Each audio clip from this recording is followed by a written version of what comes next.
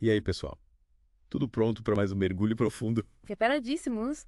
Hoje a gente vai explorar um tema que está dando o que falar. É mesmo. A saúde mental da geração Z. Aham. Vocês mandaram pra gente os trechos do livro A Geração Ansiosa, do Jonathan Haidt, Legal. e a gente está pronto para desvendar as ideias do autor. É isso aí. O livro é um prato cheio para quem quer entender os desafios que os jovens enfrentam hoje em dia, Sim, principalmente com a influência da tecnologia, né? sem dúvida. E para me ajudar nessa missão, Uhum. tenho aqui comigo um expert em psicologia adolescente Olá. e impacto da tecnologia. Que prazer estar aqui. Seja bem-vindo ao The Deep Dive. E obrigado pelo convite. Para começar, o Haidt usa uma analogia interessante no livro. Que legal. Qual? Ele compara a criação de filhos com jardinagem. Hum.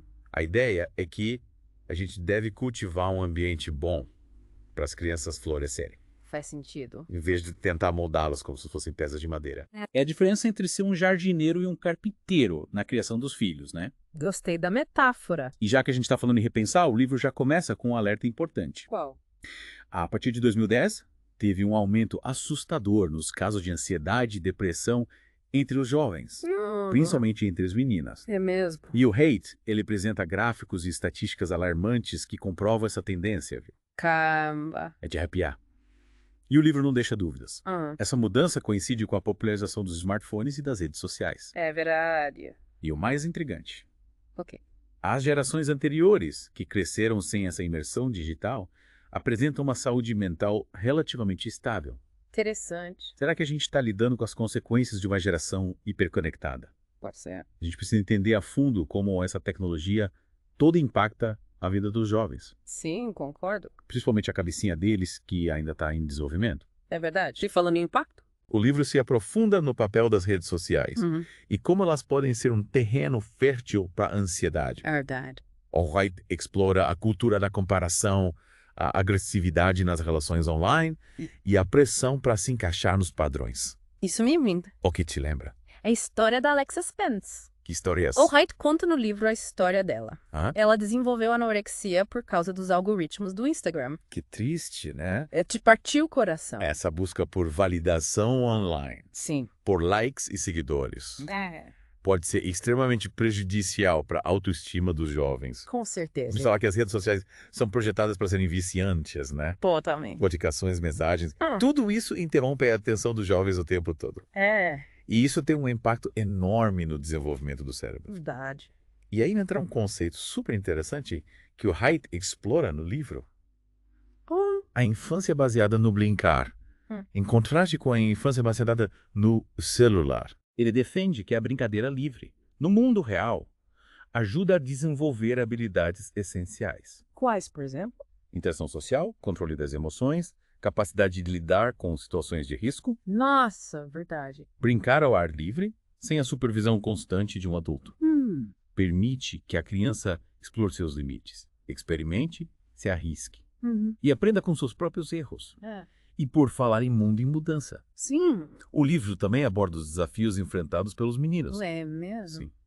O Haidt observa que, embora a saúde mental dos meninos não tenha piorado tanto quanto a das meninas, Certo. eles também estão se isolando cada vez mais no mundo virtual. E o que será que está por trás desse isolamento? Hein? Não sei. O que você acha? Videogames, Talvez. pornografia online, Pode ser. falta de perspectiva no mercado de trabalho. Quem sabe? O livro aponta para todos esses fatores. É mesmo. Parece que os meninos estão se refugiando no mundo onde se sentem mais poderosos, Sei. mais no control. Mas esse isolamento pode ter consequências a longo prazo. É verdade? É como se eles estivessem perdendo o interesse pelo mundo real, Sim. pelas relações face a face, pelas experiências que a vida offline oferece. Faz sentido. E isso pode afetar a forma como eles se relacionam com as pessoas, É. como lidam com as frustrações e como constroem seus projetos de vida. Verdade. Isso é um sinal de alerta que a gente não pode ignorar. De jeito nenhum. Na segunda parte do nosso mergulho, a gente vai se aprofundar nas soluções que o Haidt propõe para essa crise. Beleza? Ele apresenta um plano de ação bem detalhado, Que bom. envolvendo família, escola, governo e empresas de tecnologia. Legal. Fiquem ligados. Tô curioso. Na primeira parte, a gente explorou os desafios da geração Z, né? Isso. E como a tecnologia, especialmente as redes sociais, podem impactar a saúde mental dos jovens. Verdade. Mas o livro do Haidt não se limita só a diagnosticar o problema. Ele também apresenta um plano de ação pra gente. Que legal. E qual é esse plano? Ele é dividido em 4 frentes principais: família, escola, governo e empresas de tecnologia. Ótimo. Vamos começar pela família, então. Boa! O núcleo onde tudo começa, né? Sim. Qual o papel dos pais nesse cenário? A Hitchens defende que os pais têm um papel fundamental na construção de um ambiente mais saudável para os filhos. Certo. E a primeira dica, e talvez a mais polêmica, Qual? é adie ao máximo a entrada dos filhos no mundo digital. Nossa, tipo assim, Nada de smartphone antes dos 16 anos. 16 anos. Mas por que essa idade? Segundo Reiche, essa fase inicial da adolescência é crucial para o desenvolvimento do cérebro. Energia. A exposição precoce às redes sociais pode ter consequências sérias. Sim. A conectividade constante, o bombardeio de informações, a busca por validação online, tudo isso pode prejudicar o desenvolvimento da atenção, da capacidade de concentração e até mesmo da autoestima. Mas na prática, como convencer os filhos a esperar tanto tempo? Então, é um desafio. É, né? Eles veem os amigos com smartphones. Se sentem excluídos. Pressionam os pais. É verdade. É uma batalha difícil. Mas o Haidt sugere algumas estratégias. Quais? Criar um pacto familiar, Interessante. Como assim? onde todos se comprometem a reduzir o tempo de tela. E até momentos de desconexão, por exemplo, um dia por semana sem celular.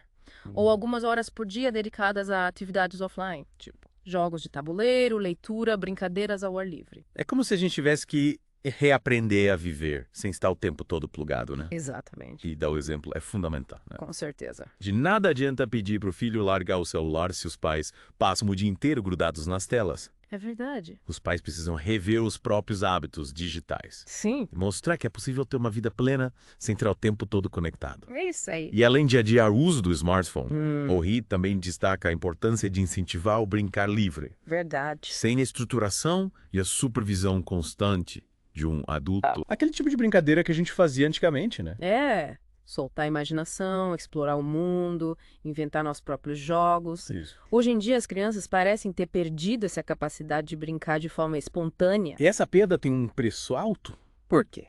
O brincar livre é fundamental para o desenvolvimento da criatividade, da autonomia, da resiliência, da capacidade de resolver problemas, de lidar com frustrações e de interagir com o outro. É verdade. Eu lembro que quando eu era criança, Sim. passava horas construindo cabanas, inventando histórias, explorando o mundo ao meu redor. Que legal. E era tudo tão espontâneo, tão autêntico. Era mesmo. Hoje em dia, as crianças parecem presas num ciclo de atividades extracurriculares, com agenda lotada de compromissos, sem tempo para simplesmente serem crianças. É verdade. E essa falta de tempo livre, Sim. de espaço para o ócio criativo, tem consequências para o desenvolvimento infantil. Sem dúvida. O Rony defende que as crianças precisam de tempo para se conectar com a natureza, para usar a imaginação, para criar suas próprias brincadeiras, para aprender com seus próprios erros. E como incentivar esse tipo de brincadeira no mundo cada vez mais urbanizado e digitalizado? É um desafio. É, né? Onde as crianças passam mais tempo dentro de casa, conectadas às telas, do que brincando ao ar livre. Buscando alternativas. Que tipo de alternativas? Parques, praças, quintais de amigos. Vale tudo. Entendi. E o Haidt também sugere a criação de parquinhos de aventura. Que legal! Gostam esses parquinhos? Com menos regras, com elementos que estimulem a criatividade e o desafio, onde as crianças possam se arriscar mais, testar seus limites, sem a interferência constante do adulto. Legal. Eu lembro de ter visto alguns exemplos desses parquinhos na Europa.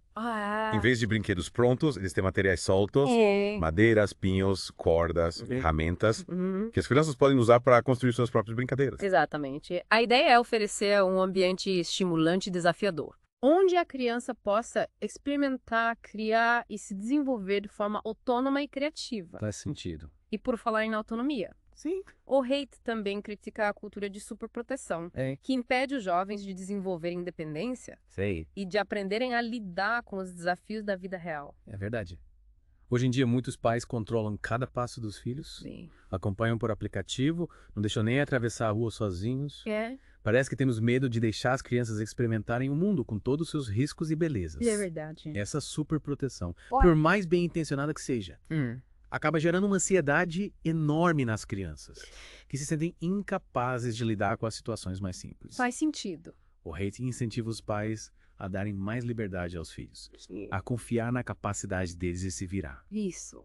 Mas como fazer isso sem se sentir irresponsável? É um dilema. Sem colocar os filhos em risco. Começando aos poucos. Como assim? Permitindo que a criança vá a pé para a escola. Vá sozinha à padaria. Pequenas conquistas que aumentam a confiança, tanto dos pais quanto dos filhos. Legal. Há um processo gradual de empoderamento que prepara os jovens para os desafios do mundo real. E essa mudança de postura dos pais é fundamental para formar adultos mais resilientes, Com certeza. mais preparados para os desafios do mundo. Sem dúvida. Ok, já falamos bastante sobre o papel da família, Sim. mas e a escola? O que o Haidt propõe para essa frente? Ele defende uma mudança radical. Qual? Proibir o uso de celular na escola. Nossa. Sério. Mas por quê? Ele argumenta que o celular é uma grande fonte de distração em sala de aula. Entendi. E que a proibição total seria a forma mais eficaz de garantir que os alunos se concentrem no aprendizado. Imagine só, uma sala de aula silenciosa, sem o constante bip de notificações, sem alunos escondidos atrás de telas, um ambiente propício para concentração, para o diálogo, para a troca de ideias. Parece um sonho, né?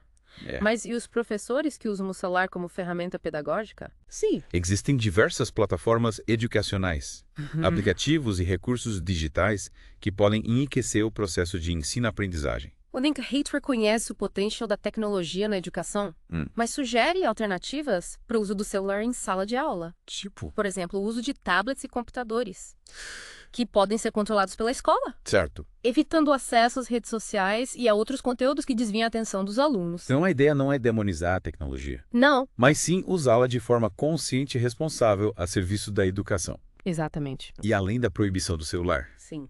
o Haidt também recomenda que as escolas aumentem o tempo de recreio. Certo. Criem espaços de brincadeira livre e reduzam as regras que limitam a criatividade e a autonomia das crianças. É como se ele quisesse resgatar a essência da infância, né? Isso. Com mais liberdade, mais tempo para brincar, para explorar, para se conectar com os amigos.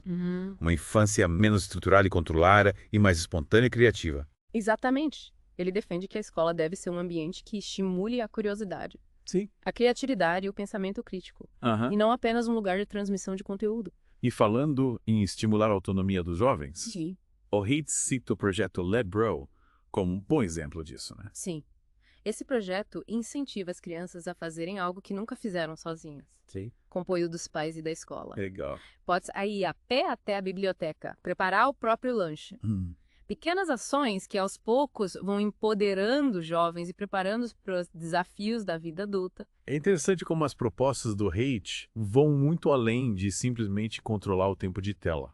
É verdade. Ele propõe uma reformulação completa da forma como educamos as crianças, tanto em casa quanto na escola. Sim. Uma mudança de paradigma que coloca a criança no centro do processo, Isso. respeitando suas necessidades, seus ritmos e seus potenciais. Com certeza. E essa mudança de paradigma é essencial para formar uma geração mais saudável, mais equilibrada, mais preparada para os desafios do século XXI. Ok, já exploramos as propostas para a família e para a escola. Isso. Mas e o governo? Qual o papel dele nessa história? O Haidt defende que o governo precisa regulamentar o acesso das crianças às redes sociais, impondo limites de idade, exigindo a verificação da identidade dos usuários Certo. e criando mecanismos para proteger as crianças de conteúdos inapropriados. Mas como fazer isso na prática? É muito fácil para uma criança mentir a idade na internet. E como controlar o acesso a conteúdos inadequados num ambiente tão vasto e complexo como a internet? Um desafio. É. Ele sugere que as empresas de tecnologia desenvolvam mecanismos mais eficazes de verificação de idade, Tipo, com o uso de inteligência artificial, por exemplo, que? e também defende que o governo crie leis mais rigorosas para punir as empresas que não cumpram as normas. A gente já viu diversos exemplos de empresas que mudaram suas políticas depois de escândalos e pressão da sociedade, né? Sim. Parece que a regulamentação governamental, em conjunto com a mobilização da sociedade civil, pode ser um caminho para garantir que a tecnologia seja usada de forma ética e responsável. Exatamente. E além da regulamentação das redes sociais, o Haidt também defende que o governo invista em políticas públicas Quais? que incentivem o brincar livre, a criação de espaços públicos seguros e adequados para crianças. Certo. e a formação de professores preparados para lidar com os desafios da geração digital. Ou seja, uma abordagem holística que envolve diversos setores da sociedade. Isso. Para finalizar esse panorama das propostas, falta falar das empresas de tecnologia. Verdade mesmo. Qual a responsabilidade delas nesse cenário? O Haidt reconhece que as redes sociais são desenhadas para prender a atenção do usuário, Sei. para gerar vício. Mas ele acredita que elas podem ser parte da solução, Sério.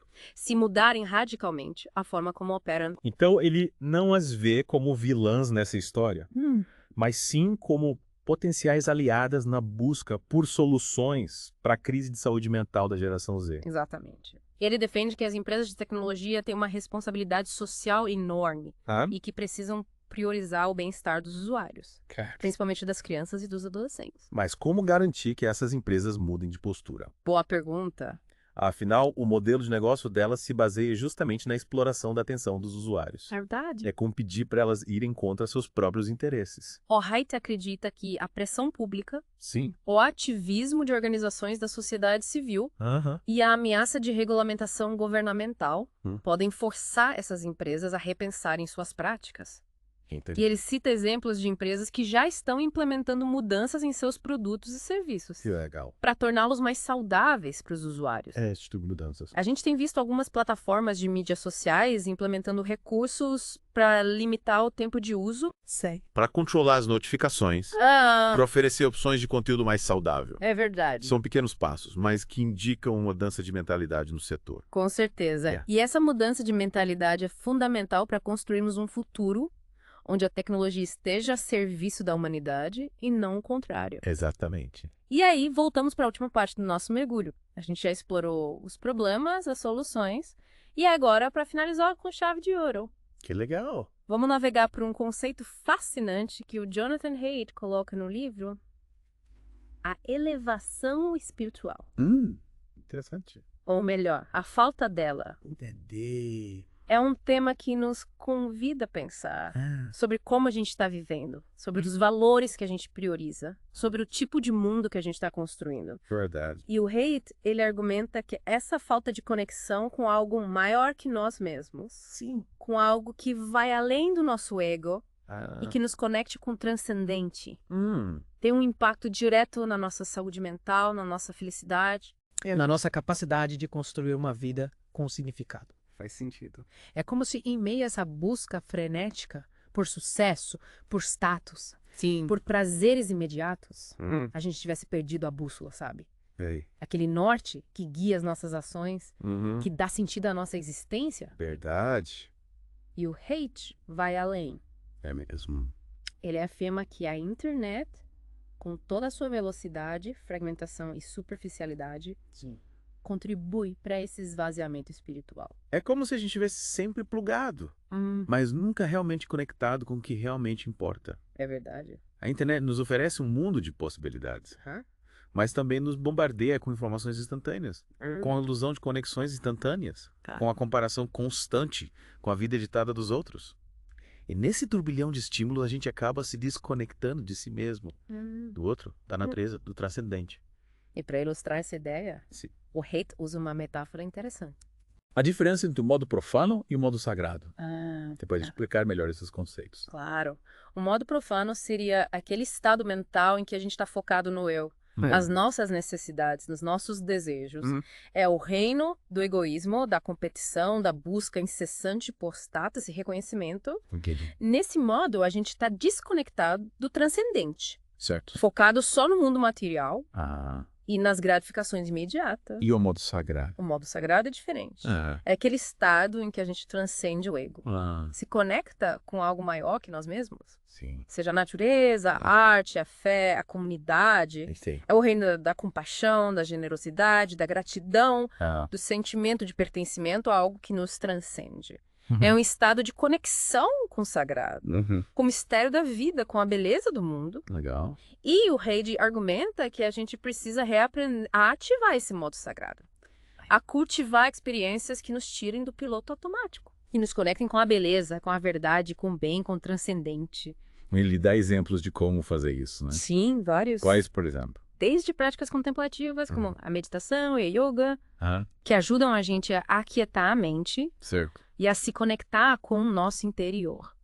Até experiências em grupo que promovem a união, cooperação, a celebração, como eventos musicais, rituais religiosos, manifestações culturais. Legal. Ele também destaca a importância do contato com a natureza, a contemplação da beleza, da prática da gratidão. O interessante é que ele não associa a espiritualidade necessariamente à religião, né? Ah, não. Ele fala de uma busca por sentido, por propósito, Isso. por conexão com algo que nos inspire, Sim. nos motive a sermos melhores. Exatamente. E ele destaca que essa busca por sentido é inerente à natureza humana.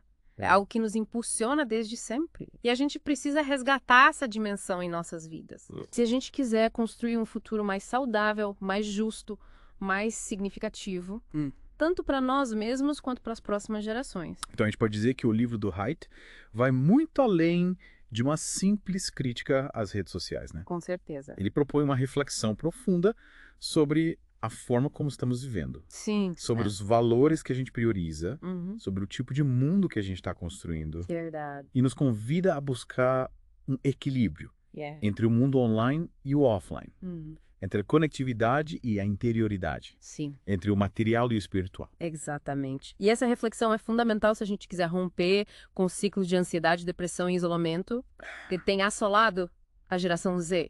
Verdade. A gente precisa reaprender a cultivar o que realmente importa, Sim. a nutrir a nossa alma, a buscar o transcendente em meio ao frenesi do mundo moderno. E o livro termina com uma mensagem de esperança, né? Sim. Acredita que ainda dá tempo de mudar o rumo das coisas. E a gente pode construir um futuro mais promissor para a geração Z. Mas para isso a gente precisa agir agora. Verdade. A gente precisa repensar as nossas prioridades. Sim. A gente precisa resgatar o que realmente importa. É um chamado à ação para todos nós, um convite para reavaliarmos a forma como estamos educando as novas gerações, a forma como a gente está usando a tecnologia e principalmente a forma como a gente está vivendo as nossas próprias vidas. Verdade. E que a gente possa juntos construir um futuro mais humano, mais consciente e mais feliz para todos. É isso aí. E assim a gente chega ao fim de mais um mergulho profundo aqui no The Deep Dive. Valeu. Esperamos que vocês tenham aproveitado a viagem. Até a próxima.